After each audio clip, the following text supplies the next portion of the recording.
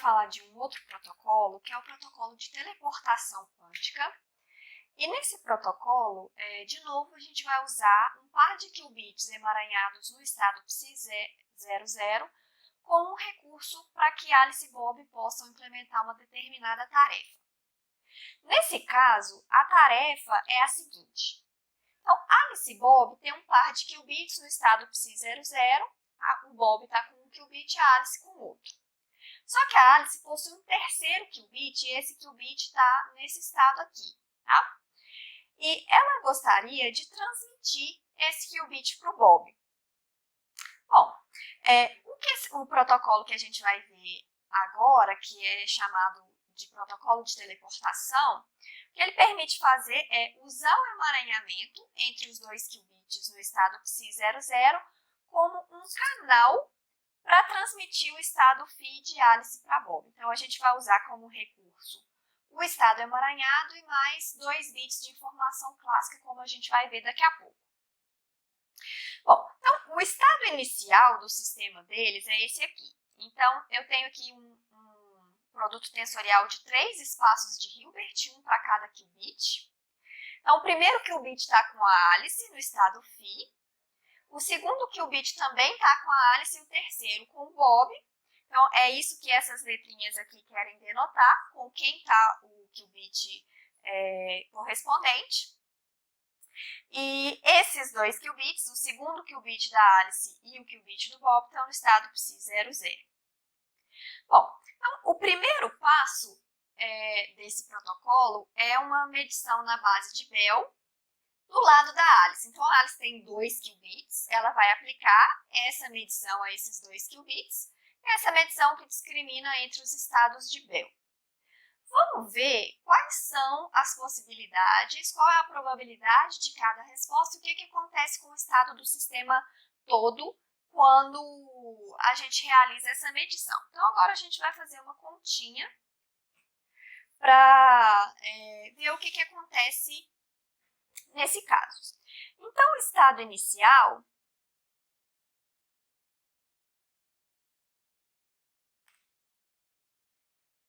é o seguinte.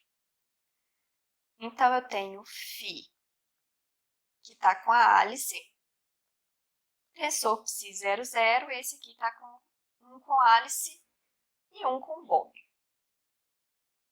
Para a gente ver quais são as probabilidades de um teste de Bell do lado da Alice, eu preciso escrever o estado do sistema, especialmente o que está com a Alice, na base adequada. Então, por enquanto eu não estou alterando nada, o que eu vou fazer agora é reescrever esse estado de maneira a usar a base de Bell para os 2 qubits que estão com a Alice, para a gente poder ver melhor quais são as probabilidades envolvidas em cada teste. Ok? Bom, então esse qubit aqui é alfa 0 mais beta 1. E esse aqui é 1 sobre raiz de 2, 0, 0, mais 1 sobre raiz de 2, 1, 1. Então, agora eu vou abrir esse produto tensorial aqui e vou ficar com uma estrutura envolvendo estados de 3 qubits, ok? Então, isso aqui vai me dar alfa sobre raiz de 2, 0, 0, 0, mais alfa sobre raiz de 2, 0, 1, 1, mais beta sobre raiz de 2, 1, 0, 0, mais beta sobre raiz de 2, 1, 1, 1. Lembrando sempre que a gente tem a estrutura de produto tensorial implícita nessa notação. Então, o que isso significa? Esse é um vetor em 1, tensor 1, tensor 1, que é um vetor que pertence ao produto tensorial de 3 cópias de C2, que é o espaço de estados adequado para a gente escrever o sistema de 3 qubits. tá? Então, em todos esses estados aqui, a gente tem essa estrutura de produto tensorial implícita. Bom, e agora eu vou explicitar os qubits da Alice. Então, eu vou deixar a estrutura de produto tensorial entre a Alice e o Bob bem explícita. Lembrando que esses qubits aqui são AAB, AAB, AAB, AAB. Os dois primeiros estão com a Alice e o terceiro está com o Bob. Bom, eu vou reescrever agora esse estado explicitando a estrutura de produto tensorial entre Alice e Bob. Então, eu vou ficar com o seguinte estado. Alfa sobre raiz de 2, 0, 0, tensor 0, mais alfa sobre raiz de 2, 0, 1, tensor 1, mais beta sobre raiz de 2, 1, 0, tensor 0, mais beta sobre raiz de 2, 1, 1, tensor 1. Então, observem que eu não estou mexendo no estado, só estou reescrevendo ele de outra forma. E agora, o próximo passo é escrever os qubits que estão com a Alice, lembrando que aqui esses estão com a Alice e esse com o Bob. Então, a gente vai reescrever os estados dos qubits que estão com a Alice na base de Bell. Então, só vou trocar de base, tá? Então, eu vou ficar com a seguinte coisa. O 0, 0 é a mesma coisa que 1 sobre raiz de 2.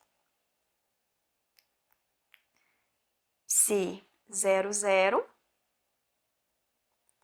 mais 1 sobre raiz de 2, Psi 0, 1. Isso tensor 0. Então, eu estou só usando o fato de que 0, 0 é igual a esse cara aqui, tá? Esse termo é exatamente igual a esse. É um exercício simples mostrar essa igualdade aqui, tá? Bom, o próximo termo é alfa sobre raiz de 2, e agora a gente precisa reescrever o estado 0, 1 na base de Bell. Então, esse cara é 1 sobre raiz de 2, Psi 1, 0, mais 1 sobre raiz de 2, Psi 1, 1. Tudo isso tensor 1. Então, aqui, eu só usei o fato de que o estado 0, 1 é igual a esse estado aqui, tá? Ok, próximo termo é beta sobre raiz de 2.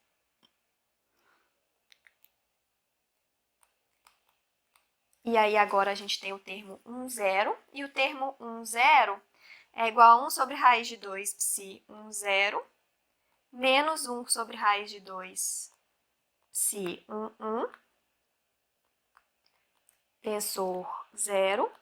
Então, aqui eu só usei o fato de que 1, 0 é igual a esse cara aqui. E o último termo é beta sobre raiz de 2, 1 sobre raiz de 2, Psi 0, 0, menos 1 sobre raiz de 2, Psi 0, 1. Tensor 1, né, que é esse termo aqui. Então, aqui de novo, eu só estou usando o fato de que 1, 1 é igual a esse termo aqui. Então, também é um exercício fácil de mostrar. Bom, então, o próximo passo agora é a gente isolar cada um dos estados de Bell, tá? Então, eu vou de novo, usando essa estrutura de produto tensorial, isolar o Psi 00, Psi 01, Psi 10, Psi 11 e ver o que acontece. Então, sempre lembrando aqui que eu não estou trocando, não estou transformando o estado de maneira nenhuma, né? Sempre, todos esses passos, eu tenho o mesmo estado dos dois qubits, eu estou reescrevendo numa base mais adequada. Ok, então o Psi 00, o termo que tem o Psi 00, eu tenho meio vezes alfa, tensor zero. Então, eu tenho um meio aqui.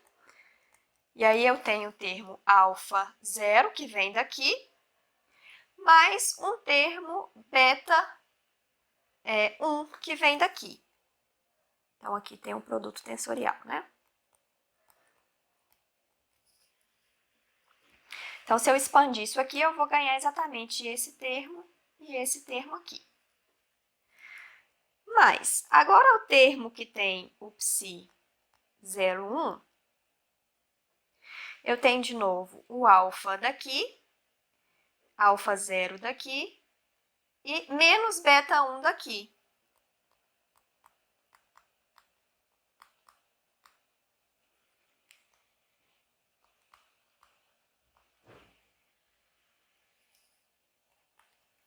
Agora, o termo que contém o psi 1, 0,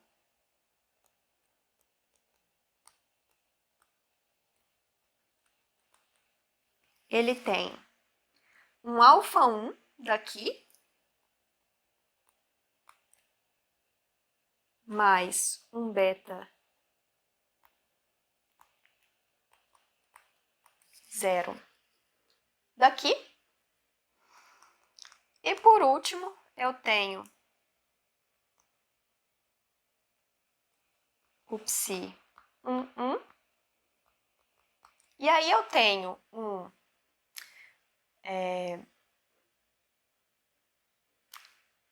beta menos beta 0 daqui, mais alfa. Não, peraí que tá errado. Aqui é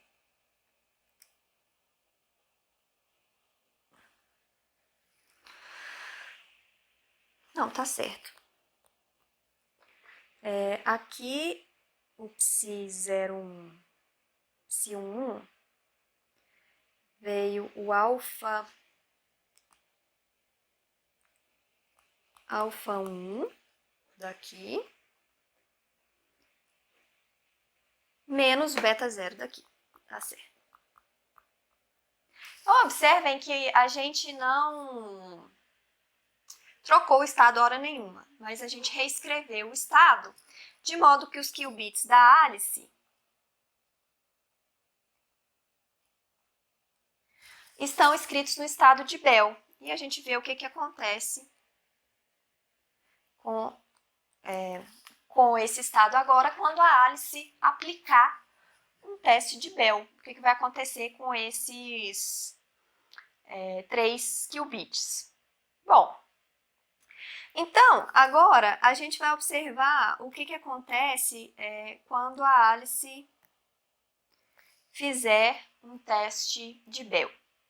Então, se a gente olhar para os qubits da Alice, eu tenho um coeficiente meio na frente de cada estado de Bell.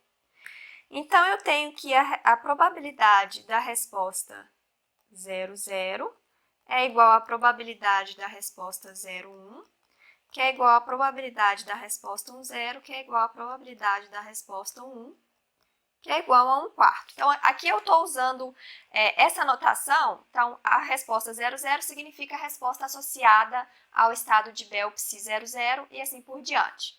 Então, todos esses caras têm resposta, têm probabilidade igual a 1/4. Então, são equiprováveis, tá? Mas vamos ver qual que é o estado final.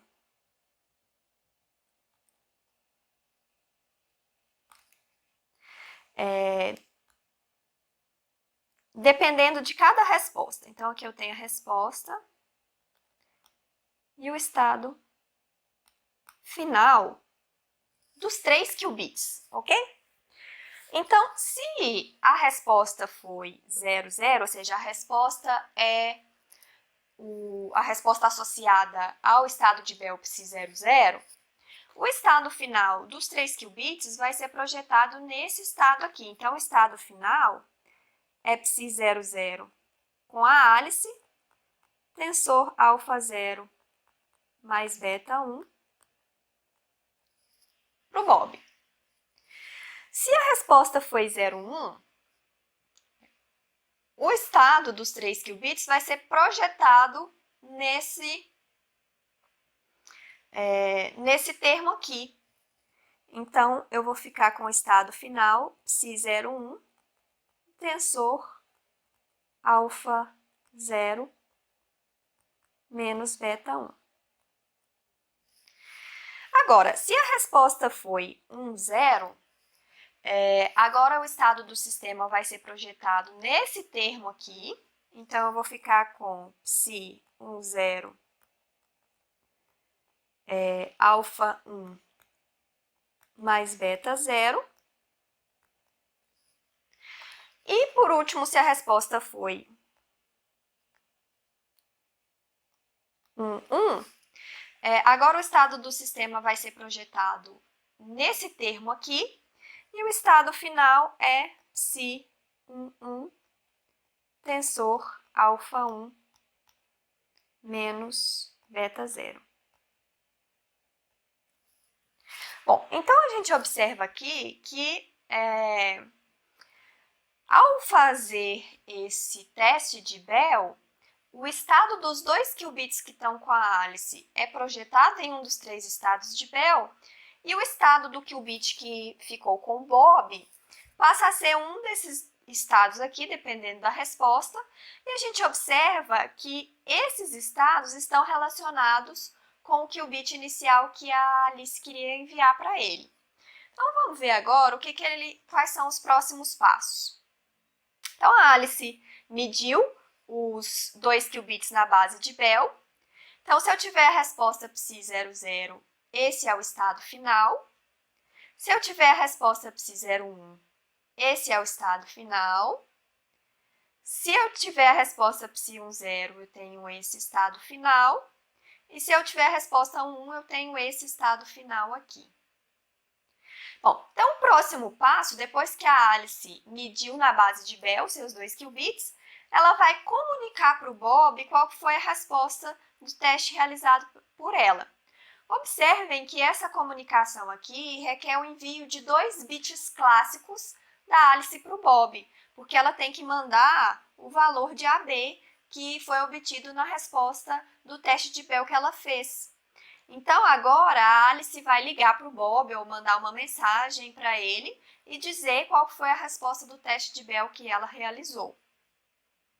Bom, então, o estado final do qubit que está com Bob, agora não tem mais emaranhamento entre Bob e Alice. Observem que aqui eu tenho um estado produto entre os 2 qubits da Alice e o qubit que está com o Bob.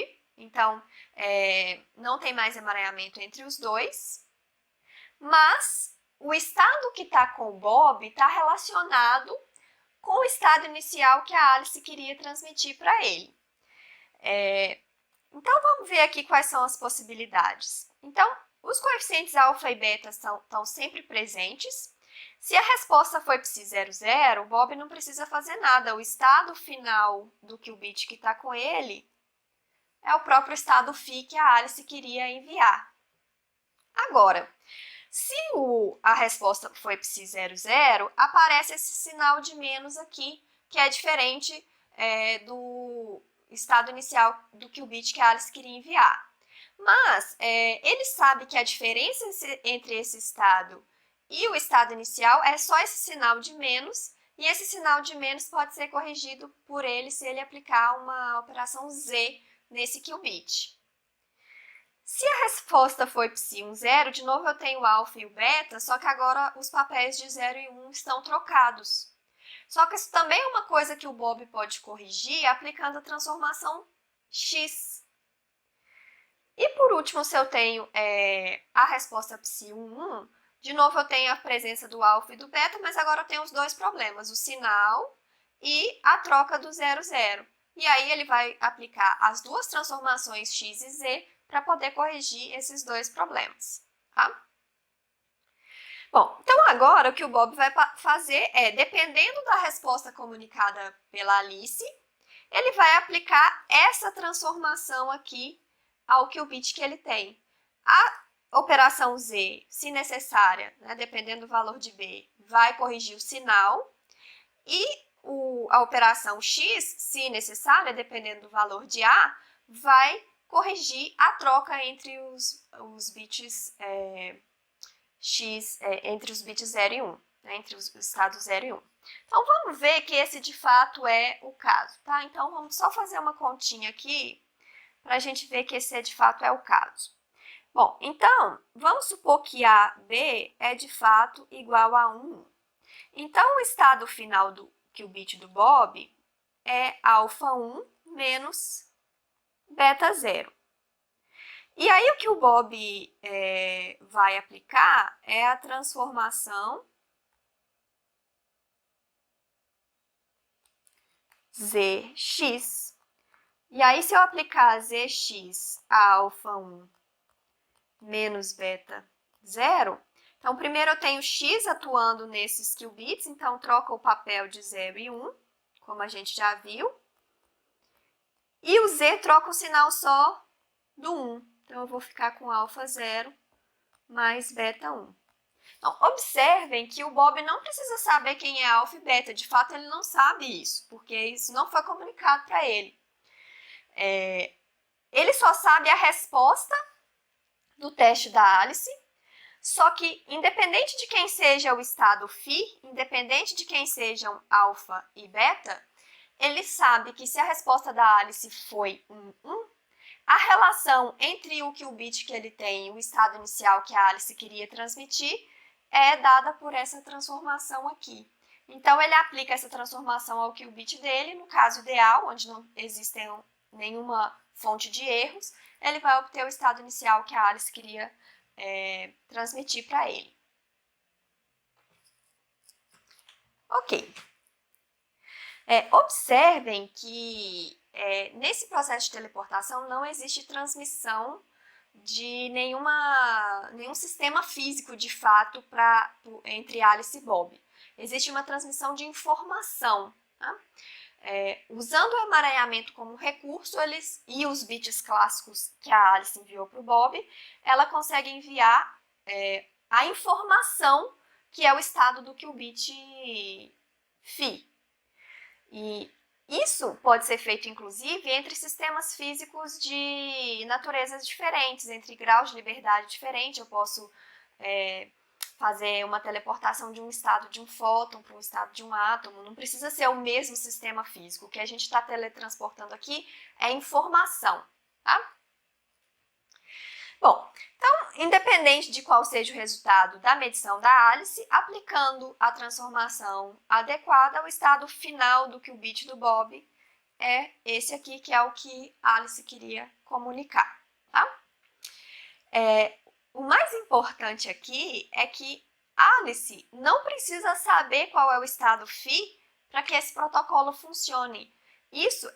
A única informação que a gente usou aqui o tempo todo é que esse estado φ era o estado de um qubit. Não precisamos saber qual é o coeficiente alfa nem o beta. Então, a Alice não precisa saber qual é o estado inicial φ para esse protocolo funcionar.